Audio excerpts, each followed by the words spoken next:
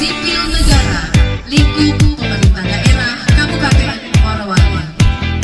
Bapak dan Ibu hadirin yang kami hormati, untuk mendapatkan berkah dari Allah Subhanahu wa Ta'ala, Tuhan yang Maha Kuasa, marilah kita awali dengan pembacaan doa yang akan dipimpin oleh Kepala Bagian Desa Sekretariat Daerah Kabupaten Morowali, Bapak Abdul Irfan Roni SPM Indonesia.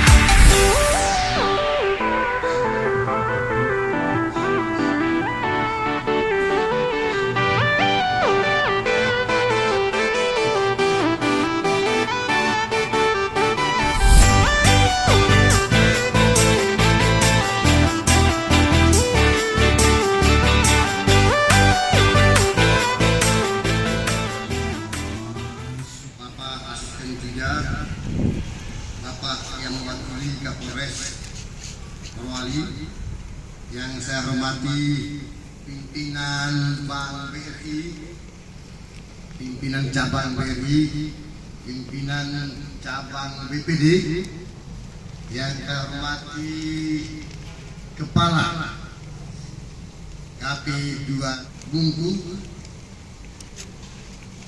yang saya hormati pimpinan OPD, sekretaris, dan seluruh hadirin yang sangat berbahagia. Izinkan saya melaporkan kegiatan pada sore hari ini.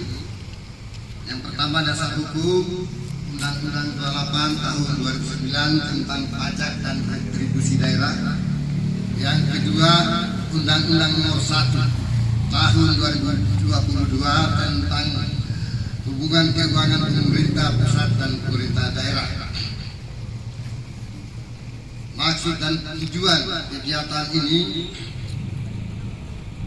judul daripada kegiatan ini adalah Pekan Panutan Pajak PBB P2 Kabupaten Morowali. Tujuannya adalah yang pertama, untuk menumbuhkan kesadaran ketaatan membayar pajak tepat waktu dan tepat jumlah, khususnya bagi pejabat dan ASN. Yang ketiga, menumbuhkan sifat keteladanan oleh pejabat dan ASN dalam membayar pajak. Kenapa? Karena sungguh disayangkan bahwa pajak yang kita bayarkan ini, PAD khususnya, itu yang dibayarkan untuk tunjangan kinerja yang sangat besar itu. Kita membayar palingan pajak kita 300.000. Saya ini cukup banyak pajakku, 2 juta saja lebih. Kita saat terima TPP setiap bulannya ada yang 7.900.000. Ada asisten 8.900.000, staf ahli 9.900.000 sampai 10 juta. Kok bayarnya 300? Berat amat. Kami kasih tepuk tangan dulu. Ini fakta dan data. Saya kasih yang beserta rombongan dicaci maki dulu, disorong sama istri. Sudah bosan istri baru disorong sama bapak. Pergi menagih, suami belum ada. Pergi ketemu suaminya, istri belum ada. Belum ketemu dua-duanya, katanya belum gajian. Nauzubillah, semoga Allah membalas. Saya doakan betul-betul. Untung damai. Ya, jadi karena hari ini diberikan contoh, kita yang mati itu dulu, kita yang berat, apalagi kasihan masyarakat, keteladanan bahwa kita pegawai negeri itu, mohon maaf Pak Bupati, sejelek-jeleknya adalah putra terbaik. Banyak orang di luar sana, saya dulu sekretaris BKD, dibuka satu perusahaan yang mendapat 1.000 yang jadi masalah. Kok kita sia-siakan saja? Masya Allah. Tadi Pak Bupati saya penyerahan di PDP, saya sampaikan, orang ustadz itu selain sholatnya dia selamat masuk surga karena ada uangnya. Para pengusaha kontraktor ini insya Allah selain sholat dia masuk surga karena dermawan. ASN tidak usah jadi penceramah, tidak usah menyumbang seperti kontraktor karena gajinya pas-pasan. Cukup melaksanakan tupoksinya, insya Allah itu dengan dia masuk surga. Amin ya Allah. Karena itu pada hari ini permasalahan kami adalah pertama memang kesadaran wajib pajak yang sangat apalagi baru kita sekjam yang ambil juga dicaci maki. Jadi wajib pajak itu masih belum sadar. Itu persoalan pertama dan paling utama. Persoalan kedua memang kami sadari juga dari sisi SDM kami di pendapatan ini yang sekolah akan ini tentang pajak baru satu tahun dari 4 bidang baru 1 orang dari sekolah khusus dan rata-rata di Sulawesi Tengah ini juga seperti itu. Kami akui, tapi kalau memang kita sadar membayar pajak seperti yang saya ceritakan tadi, kita bayar 300 dapat tunjangan 9.800.000 dikali 12 sama berapa minggu. Biar orang baru juga dia mau jual beli seperti itu. Selanjutnya undangan yang hadirin Pak Bupati, seluruh OPD, pimpinannya dan sekretarisnya. Yang kedua, bagi OPD tersebut saya undang khusus pimpinan OPD-nya, sekretarisnya, kepala bidang yang dibidai tentang retribusi dan bendaharanya. Karena kadang-kala waktu sorong, pura-pura pimpinannya tidak tahu, dia sorong sama sekretarisnya juga jawab tidak tahu. Bahwa tahun ini target kita sangat besar. Di awal tahun 2018 target kita itu hanya 181 miliar. Tahun 2022 kemarin kita sampai dengan 350 miliar. Atau kenaikan kita ini luar biasa. Kalau mau ditanya kinerja pendapatan, saya tidak pernah ngomong, cukup data yang membuktikan. Berapa kenaikan kita adalah 137,75%. Dan satu-satunya OPD hasil evaluasi kemarin Pak Bupati yang telah melampaui target visi misi Pak Bupati. Tepuk tangan dulu. Yang lainnya itu OPD baru onde-onde. Tadi Pak Bupati izin Pak Bupati, saya tidak merendahkan, saya akui kalian bapak-bapak yang telah mendapat penghargaan 10 besar tadi. Tapi saya sampaikan kepada Pak Rustam, Pak Rustam jago bangga-bangga nomor 1. Saya akui kau, tapi kamu itu ibarat atlet pelari yang dari rakyat yang miskin. Begitu dia juara 1 dikasih penghargaan hanya piagam, tidak menyelesaikan masalahnya. Juara 1 dapat target DPG masih seperti yang dulu. Coba kalau inovasi nomor 1 target surplus, wah luar biasa. Itu harus rasanya memang yang beliaukan. Iya. Selanjutnya saya sampaikan bahwa tupoksi yang diberikan kepada saya melalui visi misi Bupati Sejahtera Bersama untuk saya pada pemerintahan tahajud ini, bahwa tadi tahun 2018 hanya 1.596 juta atau 54,5. Jadi siapa bilang kalau kita tidak gampang? Bertanya dulu. Tidak perlu banyak, kalau orang datang tidak perlu banyak ngomong. Data miliar 615 juta. Apa? Luar biasa lagi. Pajak mineral logam dari 8 miliar sekarang 35 miliar 800. Pajak air di bawah tanah sebelumnya tidak ada. Nanti tahun 2021 sudah ada pajak di dalam tanah, air di dalam tanah. Yang di atas tanah kewenangan provinsi, tidak ada apa-apa kita. Ya. Selanjutnya pajak bumi dan bangunan yang kita launching hari ini sebelumnya 13 miliar, tidak banyak-banyak. Oh jelas ya transportasi semua ini Pak. Sekarang berapa? 45 miliar 800 dari 13 miliar. Kalau saya ambil ini doi, saya kawin dengan Amanda Manopo.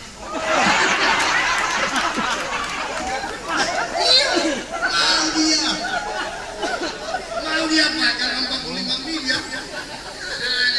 Amanda Manopo tidak mau. Makanya saya belum kawin-kawin.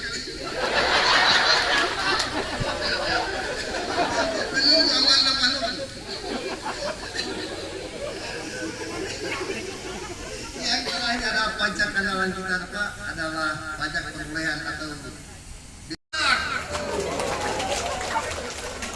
karena boleh lawan itu. Demikian Pak Bupati, laporan saya umur tapi bermakna dan pada kesempatan ini dan diawali dengan Pak Bupati secara kris dan ada dari BRI dan ada dari Bank BPD untuk membimbing kita bagaimana membayar dengan pakai kris. Demikian saya akhiri wabillahi taufiq wal hidayah. Wassalamualaikum warahmatullahi wabarakatuh. Ya, baik, kami ucapkan terima kasih atas laporan dari Kepala Badan Pengelolaan Pendapatan Daerah Kabupaten Morowali yang luar biasa. Bapak dan Ibu hadirin, sedangkan OPD yaitu Badan Pengelolaan Pendapatan Daerah Kabupaten Morowali, kita berikan aplaus yang luar biasa untuk OPD yang telah melunasi 100% PBB P2 ASN-nya. Bapak dan Ibu hadirin yang berbahagia, selanjutnya mari kita dengarkan bersama sambutan Bupati Morowali yang terhormat Bapak Dr. Andus Taslim. Disilakan.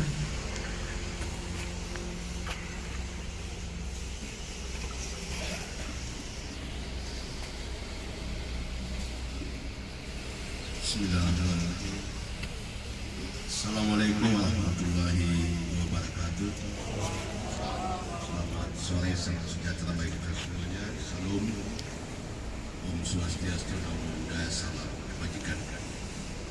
Yang saya hormati Sekretaris Daerah Kabupaten Morowali, saya hormati para staf ahli, para asisten, para pimpinan PD, camat, saya hormati Pak Kapolres Morowali atau yang mewakili, saya hormati para pimpinan perbankan yang tidak dapat saya sebutkan satu persatu. Saya hormati seluruh peserta rapat yang juga sama saya hormati. Alhamdulillah, mari kita senantiasa memanjatkan puji dan syukur kita kepada Allah Subhanahu wa taala, Tuhan yang Maha Kuasa, atas limpahan karunia-Nya kepada kita sehingga alhamdulillah pada sore hari ini kita semuanya dalam keadaan sehat walafiat. Salawat serta salam semoga pula tercurahkan kepada baginda Rasulullah Sallallahu Alaihi Wasallam. Bapak Ibu hadirin yang saya hormati, tadi sudah dipaparkan oleh Pak Kepala Dinas Pendapatan tentang progres atau capaian-capaian kita selama kurang lebih 4 tahun yang berkaitan dengan peningkatan pendapatan asli daerah. Bapak Ibu yang saya hormati, tentu kita bisa merealisasikan program kegiatan kita karena kita punya dukungan anggaran yang cukup. Salah satunya adalah bersumber dari pendapatan asli daerah, di mana peningkatannya sampai pada 137,5%. Capaian ini sangat menggembirakan. Namun tentu kalau saya melihat potensi-potensi yang ada, ini masih besar ya, potensi yang kita belum maksimalkan penagihannya. Di antaranya adalah pajak makan minum. Jadi pajak makan minum yang tadi disampaikan oleh beliau, kenaikannya adalah 136%. itu sumbernya adalah dari pajak makan minum karyawan PT IMIM. Sementara kalau kita menghitung secara matematika bahwa masyarakat yang makan di warung di luar kantin IMIM itu jauh lebih banyak dibanding yang makan yang makan di kantin IMIM. Yang kantin IMIM saja kita sudah mendapatkan di angka hampir 30 miliar. Bagaimana kalau potensi ini kita bisa maksimalkan, maka kemungkinan besar kita bisa mencapai di angka 60 atau 70 miliar per tahunnya, khusus dari pajak makan minum. Oleh karena itu kepada Bapak Ibu khususnya di wilayah-wilayah yang warung makannya cukup besar atau cukup ramai, maka mungkin ini yang perlu kita buat satu inovasi bagaimana kita bisa memaksimalkan potensi itu sehingga ini akan bisa menambah jumlah pendapatan daerah itu. Kemudian untuk pajak hotel juga sebenarnya kalaupun ada tren kenaikan, tapi masih besar potensi yang tidak tergarap ya. Ini yang saya beri catatan ini supaya di tahun ini itu yang perlu kita maksimalkan. Kemudian di PBB P2 juga, mungkin ini juga yang perlu kembali kita pendataan kembali, karena masih banyak juga potensi yang kemudian mungkin terlewatkan atau hitungannya yang tidak sesuai lagi, itu yang perlu kita maksimalkan.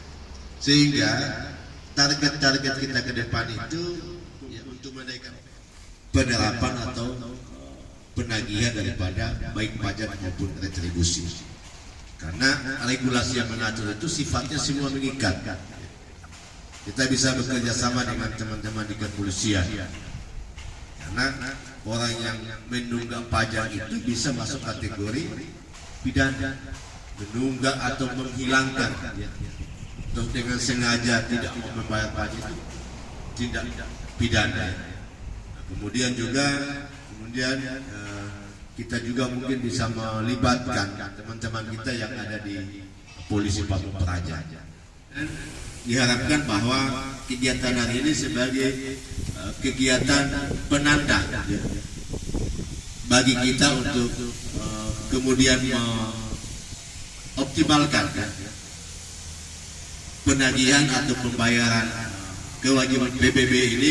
Kita mulai dari internal kita, dari Pemda sendiri yang kemudian nanti akan kita coba sosialisasikan kepada masyarakat.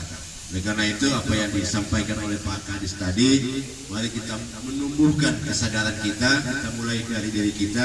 Kalau kita saja belum bisa patuh membayar pajak, bagaimana masyarakat kita bisa mengikut atau mencontoh kepada kita. Mobile yang ada, baik itu punya BRI, punya Mandiri, punya BNI, atau apapun itu yang punya mobile banking bisa scan-nya pakai ini. Yang punya Dana, aplikasi Dana, OVO, GoPay, itu juga bisa menggunakan ini. Mohon izin Bapak Pimpinan BPD, mobile banking BPD udah bisa yang scan. Ya, nanti kalau sudah bisa juga mobile banking BPD, nanti sudah bisa meng-scan ini barcode-nya. Jadi nanti dia di-scan saja, setelah di-scan masukkan nominalnya, nanti tinggal di nominalnya itu nanti sudah terbayar lewat sini. Jadi tidak perlu uang tunai lagi sekarang. Kita menyediakan ini. Kalau Bapak Ibu mungkin lebih akrab sama transfer, ini sama seperti transfer. Tapi kalau transfer kita harus mengisi lagi nomor rekeningnya. Tapi kalau yang ini tidak. Jadi mobile bankingnya tinggal diarahkan ke sini saja. Nanti tinggal input nomor rekeningnya, nomor nominal pembayarannya, baru nanti otomatis dia terbayarkan sendiri. Nanti mungkin sebentar kita akan coba langsung di sini. Jadi untuk Bapak Ibu, selain untuk pembayaran pajak juga, mungkin yang punya usaha di luar sana mau pasang seperti ini untuk usahanya bisa. Nanti tinggal nomor rekeningnya saja didaftarkan dan nomor handphonenya nanti dibuatkan seperti ini. Jadi selain untuk pembayaran pajak di pemerintah daerah juga bisa untuk usaha Bapak Ibu sendiri seperti itu. Atau ada Bapak Ibu yang mau coba satu yang bisa mobile bankingnya? Mohon izin Pak. Ditanya ada isinya Pak.